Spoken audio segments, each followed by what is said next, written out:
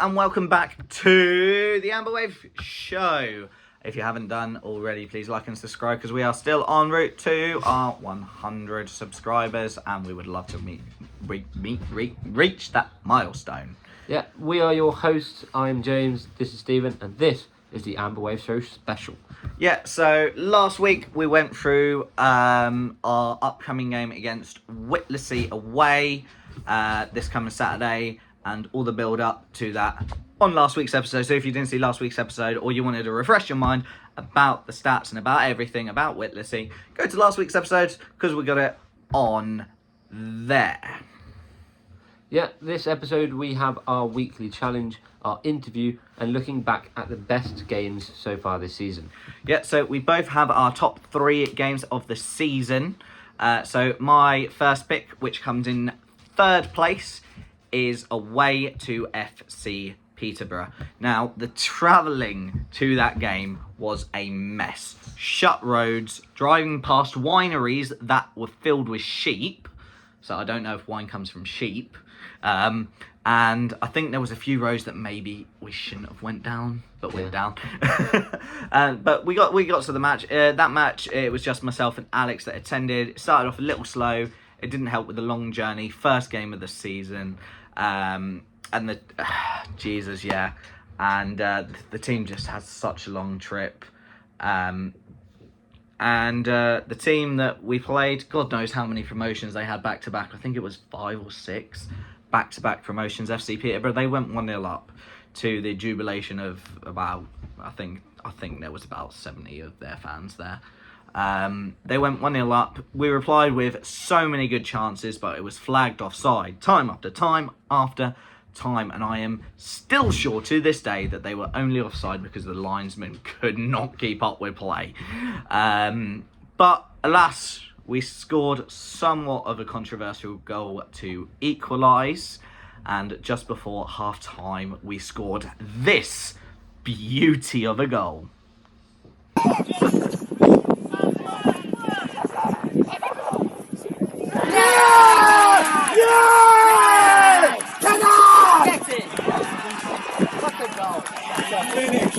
Come on, Yara!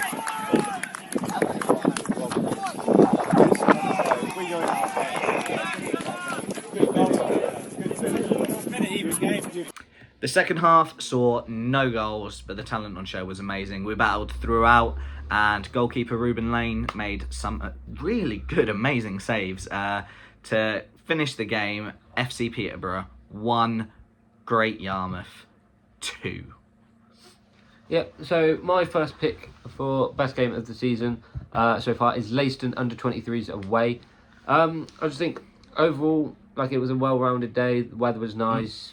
The football was brilliant. I got to be wheeled around everywhere because I was in the wheelchair around. Yeah, and just it was a really good game. We won 6-1. Duffield scored 5, which was just unbelievable. Got a first half hat trick. We just could not believe it.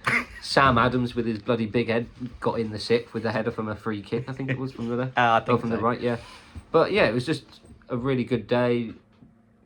Yeah, that was me, you, DJ there, or non-league wonders. Yeah, it was just us 3, but yeah, we had a good time, good result, and it's just a good day out. Was it just us 3? Yeah. Oh, just us 3. You know, the one thing that reminds me of that game constantly is it was 0-0 at the time. Yeah. We had a corner, and we started singing we're going to score from a corner, and then one of the Leiston players turned around and goes, "Oh, you don't score from corners. You're not going to score from a corner." And that corner we scored from. Yeah. Duffy with the header backwards. Oh, what a good pick. So we do actually have the goals from Louis Duffield that we're going to input for you now. Mitchell Belmar crossing it into the box. Louis Duffield! Yeah! Come on! Come on! Louis Duffield makes it 1-0. Get in there! Come on! Get in there! Leiston 0, Yarmouth 1. Belmar crossing it in, being punched away. Yeah! Belmar! It's in Louis Duffield again! Unbelievable! He's got a brace! Louis Duffield has made it 2-0! Ball crossed in to Duffield! Yeah! Duffield got the play! Are you kidding me?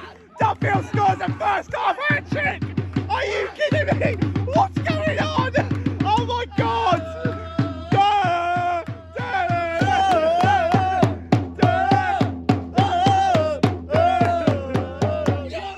Louis Duffield has scored a first half hat trick. Oh, I missed it, but Duffield scores a fourth. Oh my goodness, yes! Unbelievable. Leicester 0, Yarmouth.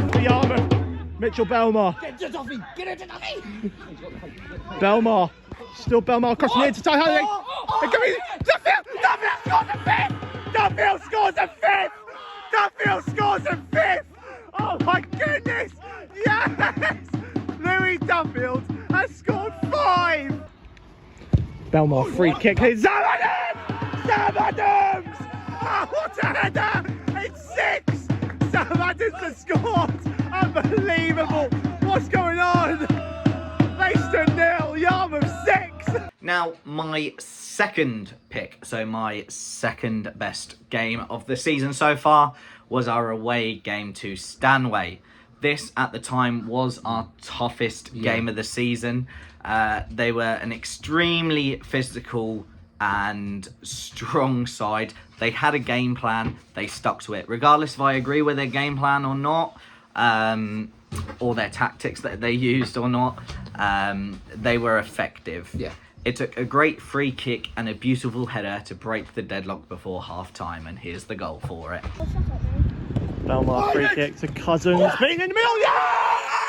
It's good, Cousins! It's 1-0 Yarmouth in this important game. The second half was very even. Stanway hit the woodwork, but probably the most deserved win up until that point of the season. And definitely a game I have no shame being a sore winner. No shame at all. With how the supporters conducted themselves, we can't go into the reasons, but let's just say they weren't the best type of football fans. It was so sweet that the better footballing side won. Yeah, so my second pick for the best game of the season so far is Parson Grove at home. This game was... It showed the true characters of our team. To go 2-0 down, I think it was in the first half, to be 2-0 down at half-time, you're thinking, if we get a goal back before half-time, we can get back in this. But to go into the break 2-0 down, and then to score 3 goals in, I think, in the space of 9 minutes, I think it was. I went there. I think it was in the space of around 6 to 9 minutes. And, yeah, we then were 3-2 up, and we won the game. It just shows that the team never gives up. It's a team of warriors, team of hard workers. They just didn't give up. They won 3-2. And at the end of the season, that could prove to be a vital 3 points. So I just think that was a very important game for our season, especially this point of the season as well. Imagine if we win by a point or 3 points. Yeah. Yeah. So our third game, so our best game so far this season. It's worth to say we didn't have highlights for the last game, but our best game, and this is a joint one. So we had the same game in our heads. Was of course probably everyone's favourite game for Yarmouth so far this season. It was our 2-0 win at home to Framlingham. This game had everything. 307 fans in attendance, the players playing their absolute hearts out, 2 amazing footballing side, and the noise, James. Yeah, it was incredible. It was fantastic. In fact, I was actually watching Barnet versus Eastleigh the other day on TV, and I'll be honest, the noise that the Yarmouth fans made, and the Amber Wave and the rest of the Yarmouth fans made, it made the National League sides look like silent spectators. I was watching that game and it was just quiet throughout. The commentator at the end of the game said, "Oh yeah, we're going to hear a big roar here from the crowd," and it was genuinely just... and then he was just silent. I was like, "Oh, okay, maybe come video a Yarmouth game for TV." But the first goal, a Louis Duffield special, rattling off the post, then being hit from the rebound, and even with the clearance from the Framlingham player, the linesman deemed it was over the line. I couldn't see it. None of us. It was one of them where But we if can't. if the linesman gives it, you think Lino gives it. He's Lino in gives really the best position to see it. He's in line with it. But the best way to put it is it's one of those decisions that we're absolutely delighted that we had. Yeah. However, we would be absolutely fuming if it wasn't, if it was the other way around. But it levels itself out over the course of a season, I'm sure. Wait, it has. Yeah. This. We DJ Non-League Wonders videoed it. You could see it was over the line. Linesman didn't give it, but yeah.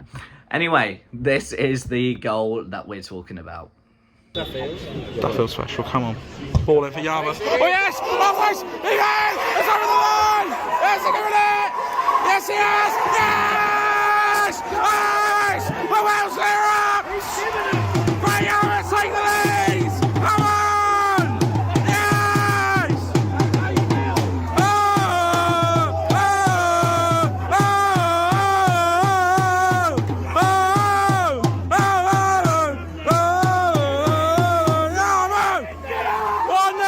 The second goal. When we say Louis Duffield has something special about him, he is just a different type of gravy. Definitely. He is special. For the second goal, he weaved his way through not one, not two, but three Framlingham players and smashed a shot in the top right corner. And we have the goal here. Duffy special. Duffield. Duffield. Duffield. Yes! Yes!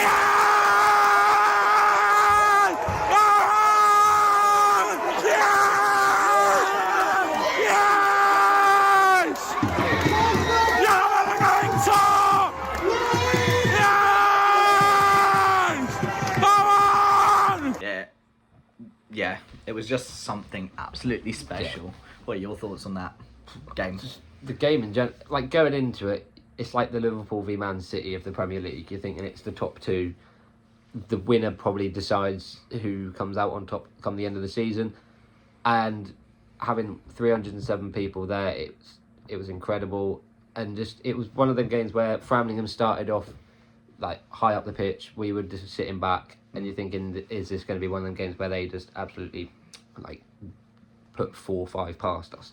And the pressure they put us under, it was just so much. But we then created our own chances. We then pushed them back, and then I think, getting that goal, going into half time at 0-0, I think was good. I think it was fair to say 0-0 because I think both teams had their chances. Both teams were playing well. But yeah, coming into the second half, I think we were slightly better on top. I think in the second half. Yeah. But yeah, getting that first goal, I think helped us a lot because I think it gave us the confidence, shut Framlingham down a little bit, and I think they got to their heads a bit. They were a bit like, oh, we're under pressure now. And I think because we got that first goal, we're thinking we can get a second. Yeah, I think very much that when we scored that goal, and I don't know how much of it was the goal or the manner on which the goal was given, but that damaged their confidence massively. Because I think in Yarmouth's perspective, they're probably thinking we probably got lucky with that goal given. We need to get another because Fram now we're going to try and get something back on this, and we just need to get a goal, get the 2-0 lead, and then go to do it in the 97th or 96th minute with Duffield. The limbs was absolutely crazy. Yeah, it was fantastic. Yeah, I think overall it's got to be the top pick. Yeah, 100%.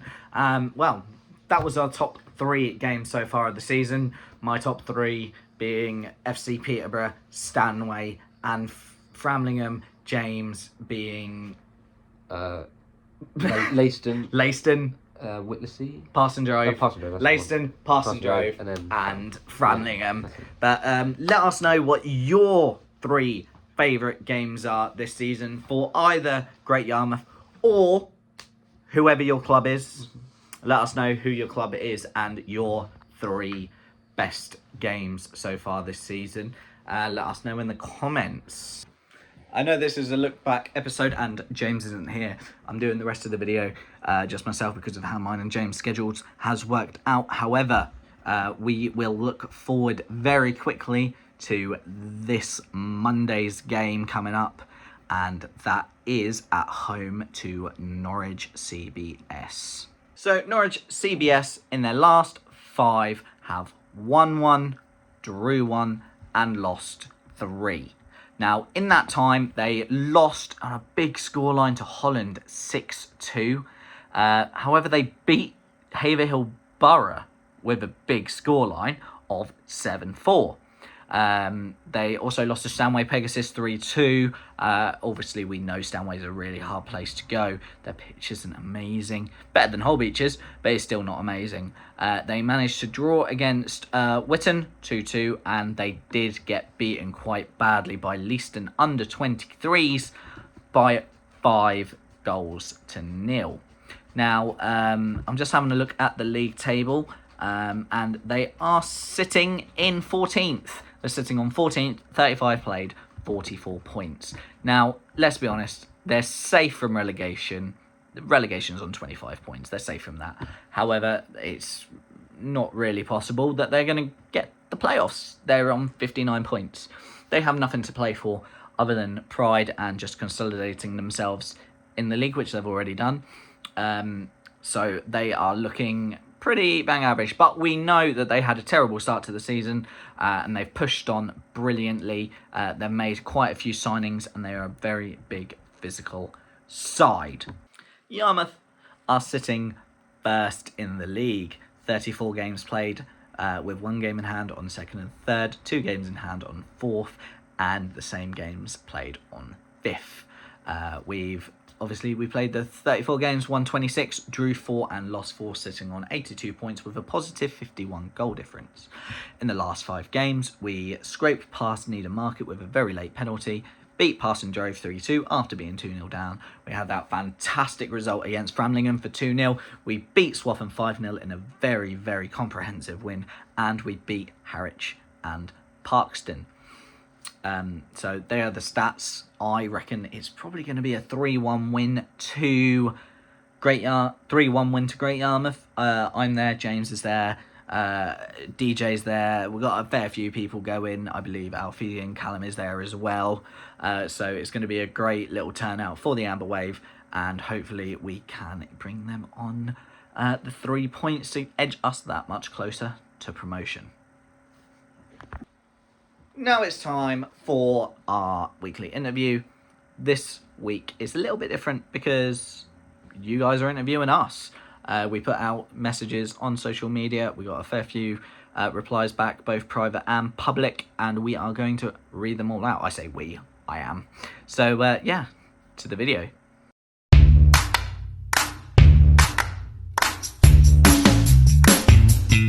Okay, so we don't have a scheduled interview for this week, for the main reason that we wanted to answer some questions that people may have about the Amber Wave. So we put it out on our socials. We got a few private messages, we got a few public messages, and we wanted to ask the question and give the answers. So the first one was why Yarmouth? So we, meaning myself and Alex, we wanted to find a club that set a good example to the youth setup, had a great system in place, and held their fans with dignity and respect. We messaged Yarmouth to say that we were going to come. We were looking for a club with these values at heart. We attended, sitting in the grandstand, the oldest stand in the world, and we had a really good, nice, long talk with Martin Sinclair, who outlined his vision not just for the club, but what he would like from fans to get the gates up and to get some songs and like some chants and stuff going. And we thought that chat went really well, and decided to give it our all, and the rest was history.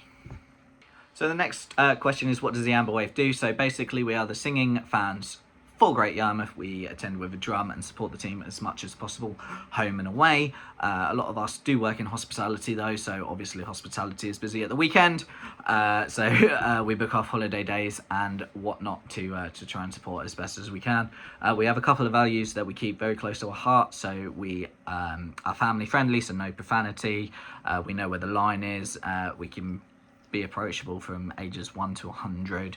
Like we want to make sure that everyone is welcome, and also we want to make sure that we stay fully inclusive. So regardless of your background, regardless how you grew up, regardless of your orientation, you're welcome with us. We want to make sure that everyone is included and everything. We keep those values close to our heart. You'll even find us at the end of the game, as well as clapping off our own players, we will very frequently clap off the opposing team, thanking them, even if they win, if the visiting team or the opposing team win or lose, we would still clap them off on most occasions. So the next one is, what does the Amber Wave have that other supporters group don't? It's a little bit of a difficult one. We see some supporter groups, but we always make sure that we keep to the values that I said before.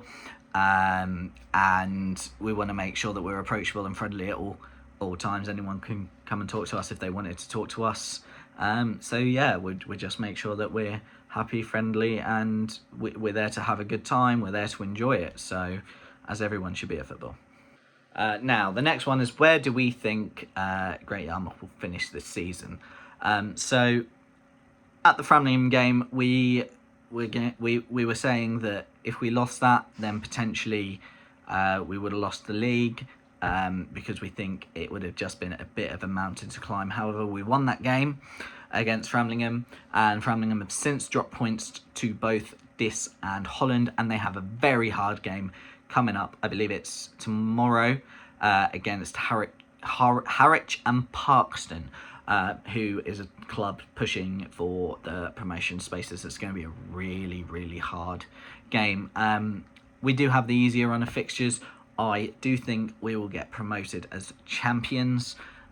We worked it out that if Framlingham drop points and we win on Saturday, that we could potentially be promoted at the Stanway game on the 13th of April.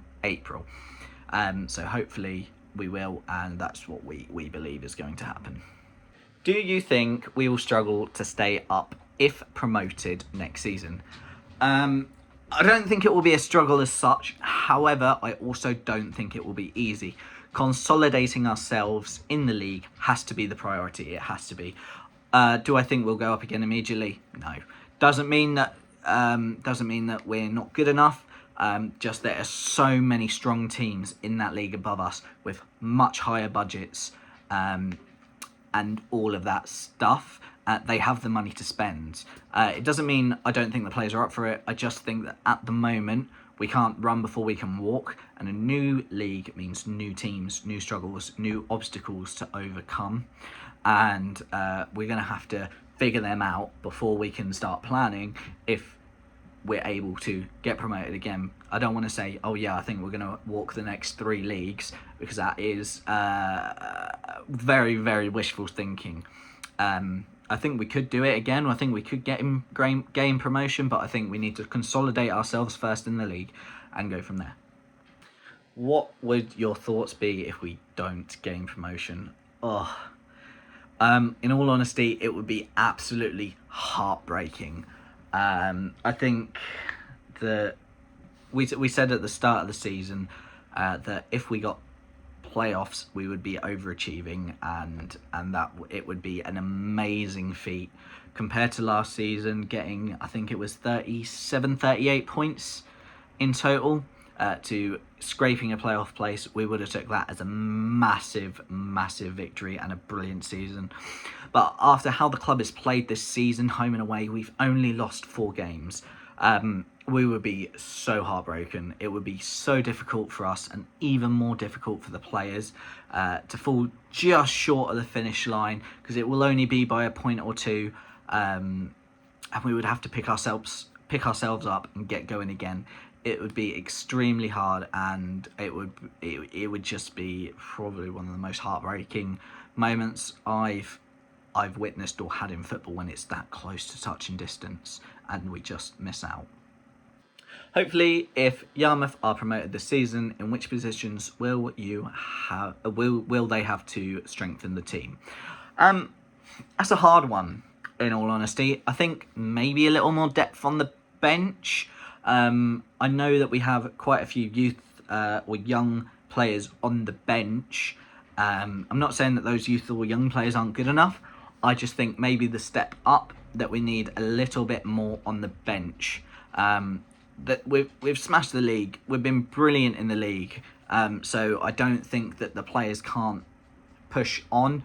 They've got there through their ability. They haven't got there because they've been given the points. They've got there because they've earned the points. So I think strengthening on the bench would be a big one. I think that maybe some competition for Brandon in goal. I think Brandon's more than capable of Thurlow non-prem. But I think always having that competition makes you that little bit better. I've had it in Sunday League football when I was playing in Anglian Com Div 1, where you would have 2 goalkeepers and you would try and train harder because you wanted to make sure that your name was on the team sheet. So maybe some competition for Brandon. I know we have Pereira, obviously, but we haven't seen much of him this season. I believe he was in Portugal for a time. I'm not sure if he was injured either, but we haven't seen much of him. Lovely guy, but we haven't seen too much of him. And maybe a midfielder. But again, it would be just strengthening the bench more so, because I believe the players are more than capable of holding their own in the league above, considering of how they've done this season in the Thurlow North. So the next one is how many members are there officially in the Amber Wave. So believe it or not, it started with just me and Alex a couple of years ago, and we have since grown to about 12, 13 members at the moment. Always looking to increase, always welcoming new people. So I believe we got Daniel Jones from Non-League Wonders. We've obviously got James, my co-host. Obviously he's not here right now, but yeah, we've got James, our co-host. We've got Alfie, Kids Talk Radio host. He's fallen in love with the Bloaters. We also have Shana, Brian, Callum, Michael, Nate, Tommy, who does some YouTube as well, Great Yarmouth TV, and Taylor from Game Day. He's on YouTube. He's also part of the Amber Wave and Verity. So we've got 12, 13 members, which everyone tries to turn up as much as possible. But as I said, a lot of people work in the hospitality industry and customer-facing industry. So it's hard for all of us to get to games all of the time. I'm missing Whittlesey tomorrow because I'm working. I'm doing a 3 till midnight. Which is going to be more till 1 a.m. I believe. So obviously I won't be able to come to that, but I do still believe that James and Alex are going. Alex, again, works in hospitality, but he's able to go. He's miraculously got a Saturday off. But yeah, 12 to 13. Do you think any bigger clubs will try and sign current Great Yarmouth players in pre-season? Yes. It would be absolutely crazy to think that we wouldn't get offers for players like Sammy Adams or Louis Duffield, the 2 players that come to mind. They've been absolutely immense this season. Hold on my heart that we're able to keep them. If they want to stay and we can keep them on, that will be fantastic. However, if they do move, they're going to do what's best for them. We hold nothing against them. If a club comes in with an offer for silly monies, a few leagues higher, or even a parallel league or the same league, and they're offering twice, 3 times, 4 times what they're earning, they've got to do what's best for them. They work. They will go and play football on a Saturday. They'll play football on a Wednesday, and then they'll do their full-time job during the week. They give up a lot of their time to play football at that level, and we would be nothing but grateful for them, what they've done for the club, and wish them well, unless they go to someone like Gorston. But I don't believe that any of our players would do something like that, go to a rival. Even in non-league, it's seen as not the best of moves. But if they do go, we wish them absolute best. But hopefully we'll be able to keep hold of our players. Doesn't mean that other clubs won't come in and try and sign them. And that is it for the questions. Thanks everyone for bringing the questions in.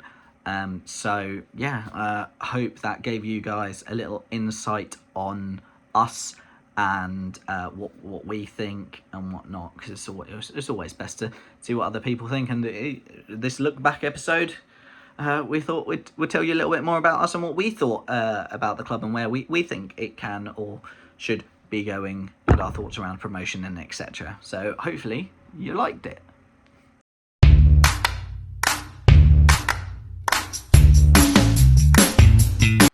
And that was our question and answers for this week's interview. We thought it would always be best just to get our insight so far this season, especially with the running.